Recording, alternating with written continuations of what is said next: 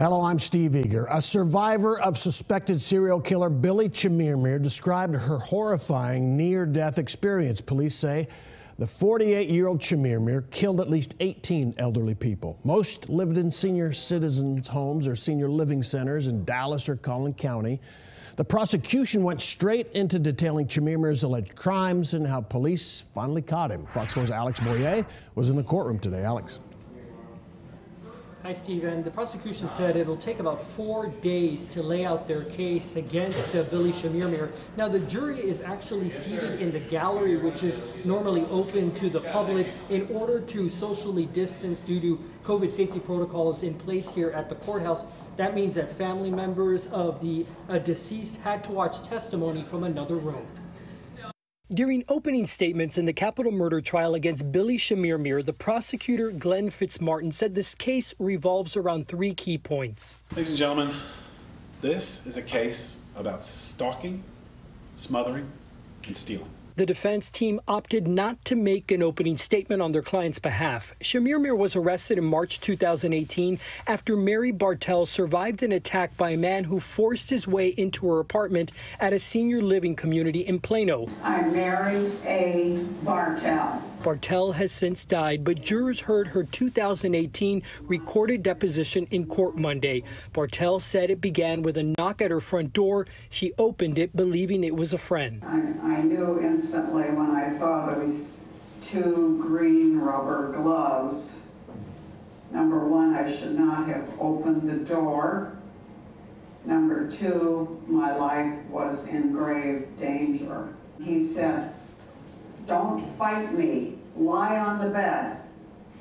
So I did as he said. He just smashed a pillow down hard over my face and my chest, and I just couldn't breathe. Friends found Bartell unconscious on her bed and called 911. Bartell told investigators 3 rings were missing from her hands.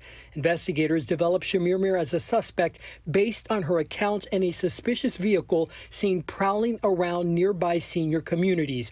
The next day, Chemirmir was tracked to his apartment. Tell him to get out of the vehicle. At that point, I got no reaction from him. These are photographs of Chemirmir taken into custody. Detectives say he had in his possession an envelope with cash and jewelry. A jewelry box police say he had just thrown away led them to a Dallas home where Lou Harris was dead in her bedroom, lipstick smeared on her pillow. Chemirmir is on trial for her murder. Prosecutors say he followed Harris home from a Walmart and smothered her. After her death, investigators reopened several cases initially classified as natural causes, leading to 18 counts in Dallas and Collin counties. Family members representing 11 of those women were in the courthouse today, watching from another room due to COVID safety protocols. Among them, Cowboys Hall of Famer Cliff Harris. His mother-in-law is believed to be one of the victims. Here we are, sequestered up here in a room when we can't do it, which I think is completely unfair. To know that that is what your mom went through as well, yeah, that's hard. It's horrifying. It's horrifying to think that that's what our dear moms went through. Getting a conviction we recognize will be a conviction for us.